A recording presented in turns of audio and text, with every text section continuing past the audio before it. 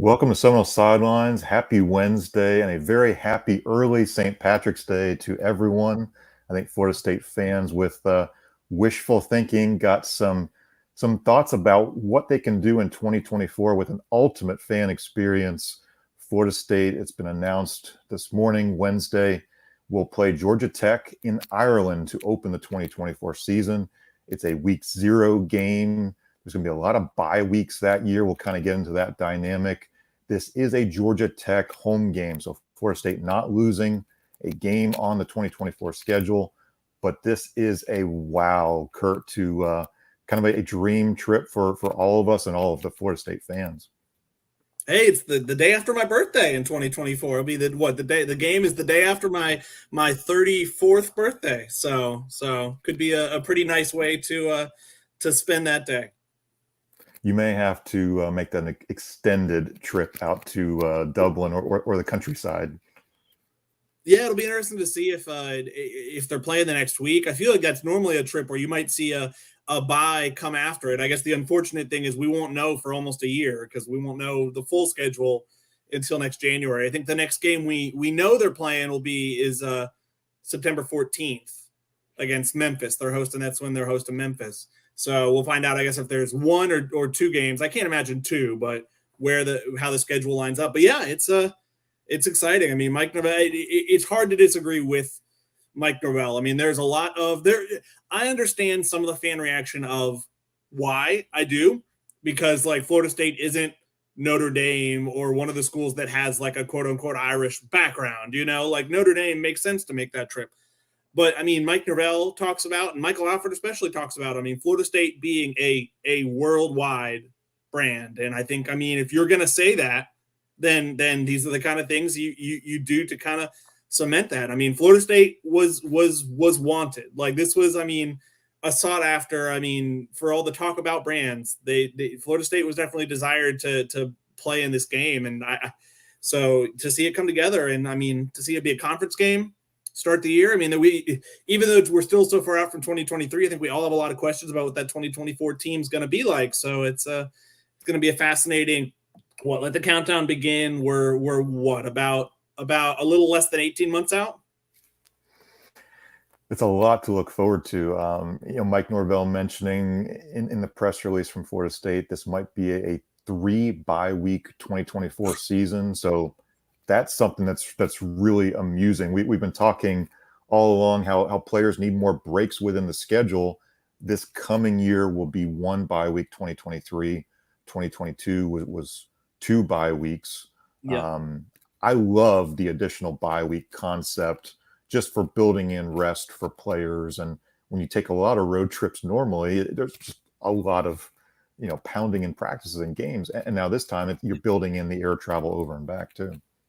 I wonder if the timing of it, I mean, the fact that this game, I mean, if this game's week 0 going to be played on August 24th, that means week 1 is going to be played August 31st, like early, which is why I assume there are going to be two buys built in for everybody. And I know the season goes late that year because I looking ahead, I mean, the Florida game that year is November 30th. Like that's late for the Florida game. I mean, that's Thanksgiving is late this year. So yeah, you wonder if it was intentional by Mike Norvell with how things lined up of setting a date in the future of this will be a good year because most people have 2 buys. It gives us the chance to have 3. And I mean, what that can do for the team, I think is a big deal. And it's also, I mean, for the fans who will get to go, for the media, and especially I'd say for the team, I mean, it is a once in a lifetime experience. You have to imagine some guys going into their last year of eligibility now have to be kind of going, oh, come on, like, like a Jordan Travis or who have you.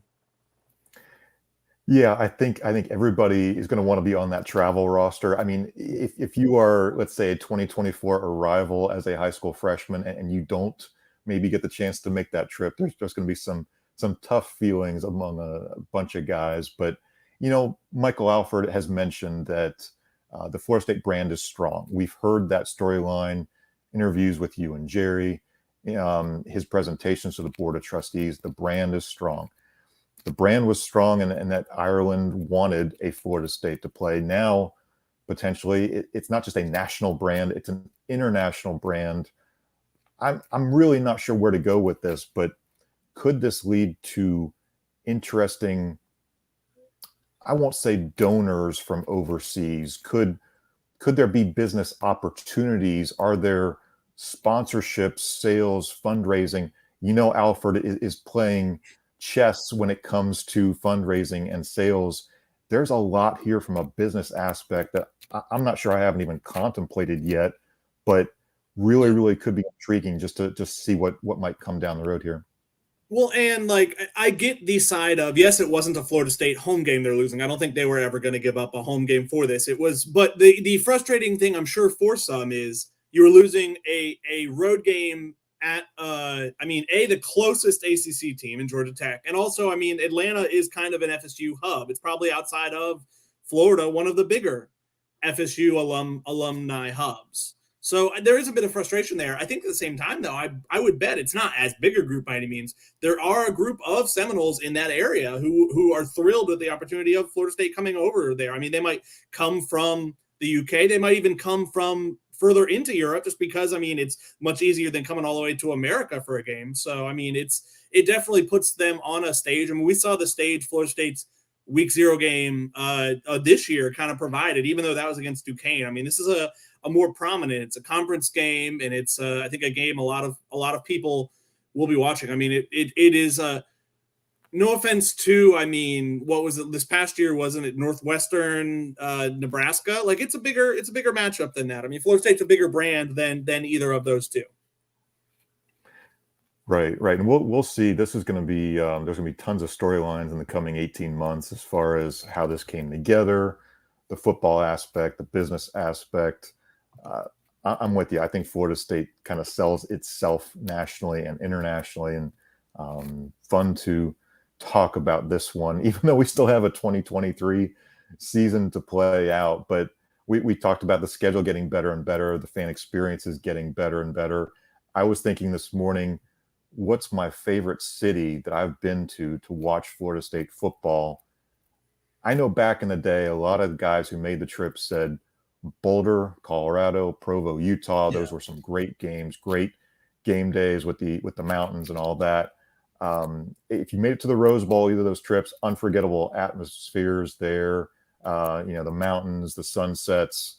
Probably want to forget the Oregon result, but the Auburn result was pretty cool, and a great game day atmosphere there for Florida State. Hey, I was looking forward to the Pittsburgh trip this fall, Kurt. So going to Dublin, even the discussion of Dublin is pretty cool. Your favorite city where you've seen Florida State football, basketball, pick a city. Not being kind of one of the guys who's been around who took some of those trips, I kind of came on the beat right after, unfortunately, the back-to-back Rose Bowl trips is the great bit of timing on my part. New Orleans last year was a lot of fun, and I think that was definitely a party city, and I think, on a different scale, because it's not going to be as many Florida State people in Dublin as there are in New Orleans. I think it could be a similar atmosphere over there. I think, it's regarded for it's a drinking town, isn't it? I don't want to go into stereotypes, but I think there's some truth to it. I'm not entirely generalizing, but I think for those able to make the trip, and I realize unfortunately it's a much smaller group than probably could swing New Orleans, could swing Atlanta, I guess, for the game you thought it was going to be, but New Orleans was great. Getting to cover my first kind of year on the beat was the Peach Bowl year in 2015. Getting to cover in my hometown, and then I guess going there twice that year. I forget about the and then the Alabama game there. I've gotten to go to my hometown for Florida State games a few times. That's been great. I always enjoy a Boston trip. I guess those are going to happen a little less frequently now. They were kind of every other year, but there is one on the docket this upcoming year. But this is definitely, it's a step above, and it's something to already kind of be looking forward to. Well, the old joke is Tallahassee is a drinking town with a football problem. Dublin, drinking town, some good football. Just this is the other football that's going to be heading out there. I think, this could be really, really, really cool for Florida State to talk about for the next 18 months. All right. Well, we have to dive in a little bit here on Florida State baseball, and let's not relive the 14-3 loss in great detail. I think we do have to talk a little bit about where this pitching staff is. Like Jared has said, razor thin a couple of times. That's been his words. The two positives, I would say, coming out of the UCF game Tuesday night, you didn't have to use Jamie Arnold, Connor Whitaker. We'll see who starts, who could be the opener on Wednesday, who's going to eat up innings. The storyline, I think, for this pitching staff in 2023 will be who can give you efficient innings, maybe in various roles that you just see as non-traditional. So Kurt, maybe play Link Jarrett, Chuck Ristano. If you have some choices, what are you thinking through about how to arrange the pitching rotation for tonight? Yeah, I think you're going to see a few innings of Jamie, probably a few innings of Connor. I guess the problem with both of them is you don't want to use either of them to the point where they're not available this weekend. I mean, that's a Boston College team that's definitely, I think, tougher than you thought they were going to be. I mean, this is the only, I think, 5-game week on the regular season schedule for Florida State.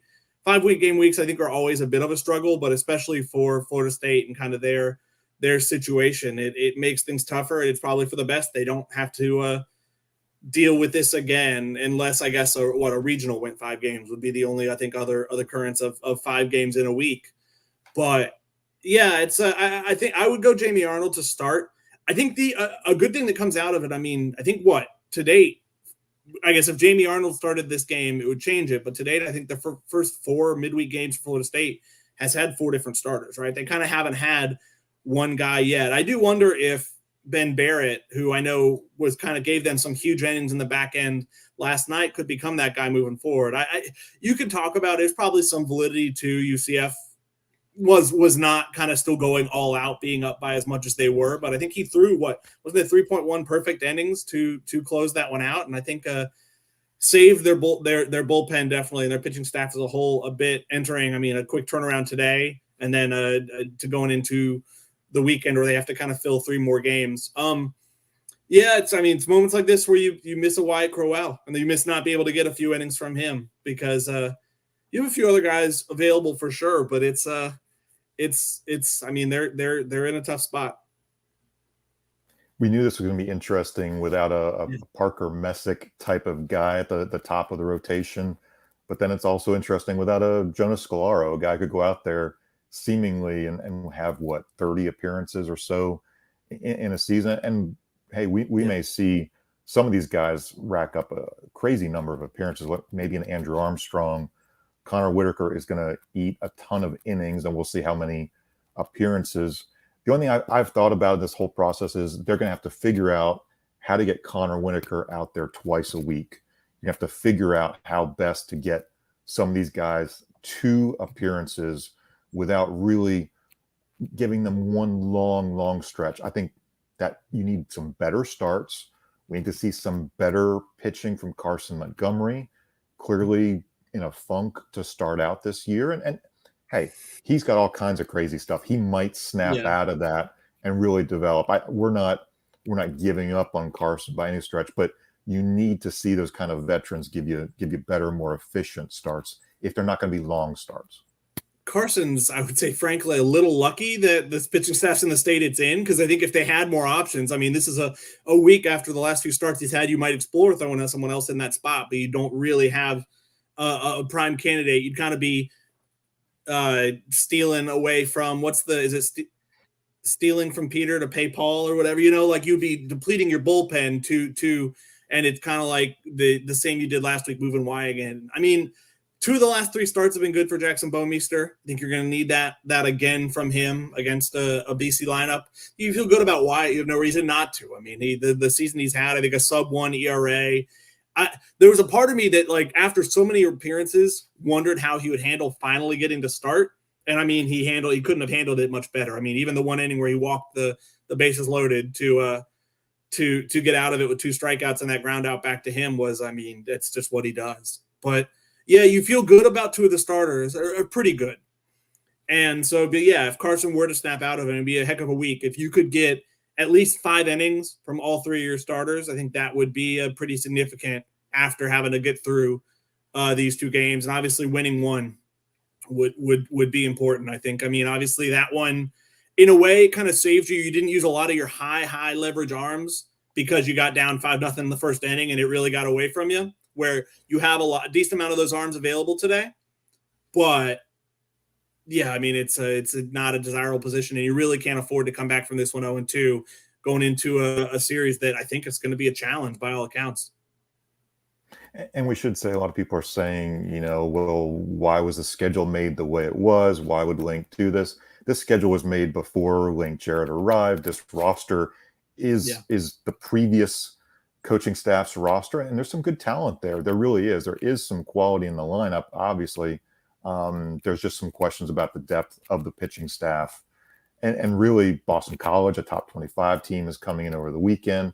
This is a very, very tough stretch, especially with Florida on the back end next Tuesday night in Tallahassee. So there's just a high concentration of games that really, really matter. I think from an RPI standpoint, all at once.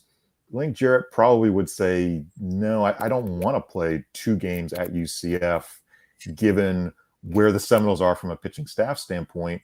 If you can steal today's, though, maybe the split, the RPI is favorable just because you're playing a good opponent on the road and it yeah. doesn't burn you so much.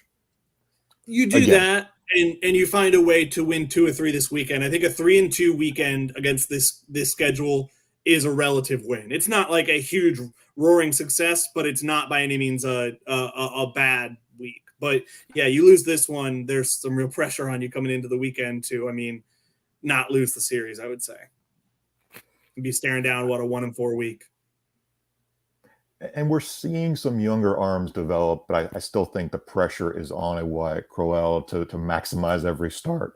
Jackson Bowmeister to maximize his starts, and he's what 5-6 starts into his career, so this is really early on for him. And like you mentioned, Wyatt made his first start after all those really spectacular long relief outings.